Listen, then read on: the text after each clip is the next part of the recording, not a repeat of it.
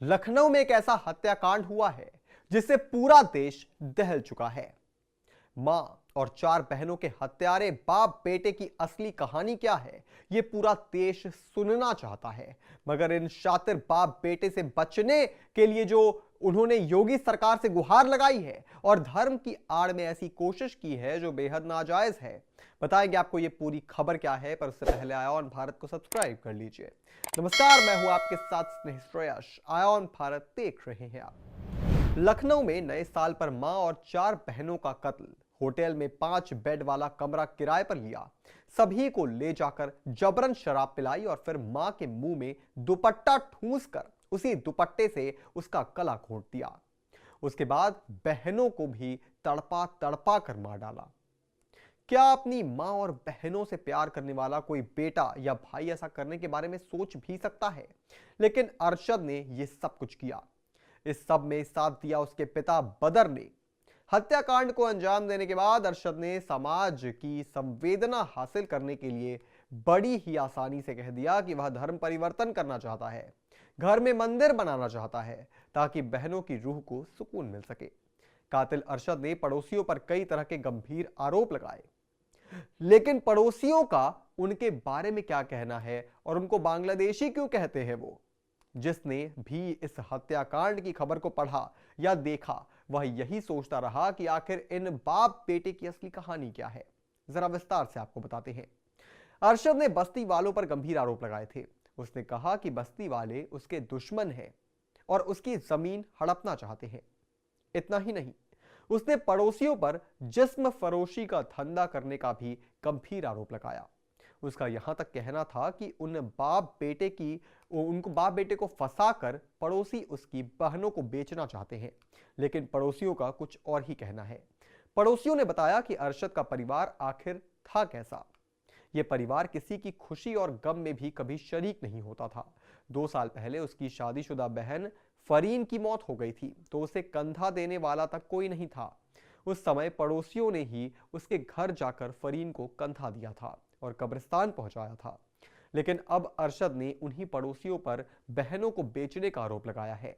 अरशद के बांग्लादेशी वाले आरोप पर उसके पड़ोसियों ने बताया कि बदर का परिवार 12 साल पहले बस्ती में रहने आया था। उन्होंने कभी बताया ही नहीं कि वे लोग आए कहां से हैं। सभी लोग उसको दिल्ली वाले के नाम से जानते थे। खुशी और गम के मौके पर भी कोई उनका रिश्तेदार कभी उनके घर नहीं आता था। बहन फरीन की मौत में कोई कंधा देने वाला तक नहीं था। यहां तक कि अरशद के निकाह में भी कोई भी रिश्तेदार शामिल नहीं हुआ। परिवार के व्यवहार और उनके रहन सहन को देखते हुए बस्ती वालों को उनके बांग्लादेशी होने का शक था।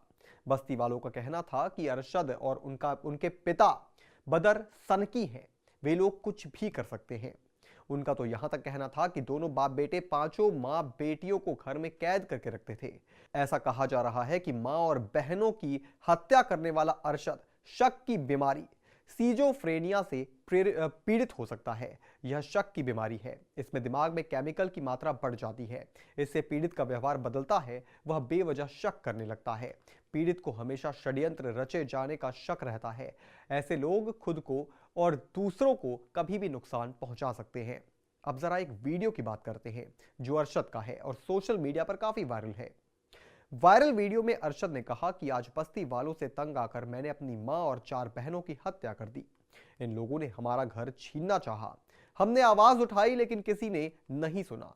ठंड में भटकते हुए मैंने सोचा कि हमारे परिवार का अंत यही है। मैंने योगी जी से गुजारिश की है कि ऐसे लोगों को मत छोड़ो। अरशद ने यहां तक कह दिया कि वो हिंदू धर्म अपनाना चाहता है। अरशद पुलिस के हत्थे चढ़ चुका है। पूछताछ में अरशद ने बताया कि वह मोहल्ले वालों के डर और परिवार के भविष्य को लेकर परेशान था। उसे यकीन था कि यदि उसे कुछ हो गया तो उसकी मां और बहनों का क्या होगा। इसी डर से उसने सबकी हत्या करने का फैसला किया। अरशद ने परिवार को पहले अजमेर ले गया और घुमाया और फिर लखनऊ के होटल षडनजीत के रूम में नंबर 109 रूम नंबर में ठहराया। नए साल की रात उसने शराब पिलाई और वारदात को अंजाम दिया। इस वक्त उसके फरार बाप की तलाश जारी है। चलिए, ये तो हुई पूरी कहानी, मगर बड़ा सवाल यह है कि जैसा कि उसके पड़ोसियों का कहना है कि वो रोहिंग्या हो सकता है, ये बात सही हुई तो ये जवाब होगा उन लोगों के लिए जो रोहिंग्या को सारी सुविधाएं देने की बात करते हैं, जो लोग ये कहते हैं कि हम उन्हें भूखे नहीं मार सकते। देवकीनंदन ठाकुर और धीरेन्द्र शास्त्री एकदम सही कहते हैं कि हमें उन्हें अनाज का एक दाना भी नहीं देना चाहिए, हमें उन्हें देश की कोई सुविधा नहीं देनी चाहिए। और जहां तक है धर्म की आड़ में छिपने की बात, तो सनातन कोई मजाक नहीं है जो हत्यारे इसे अपना ले।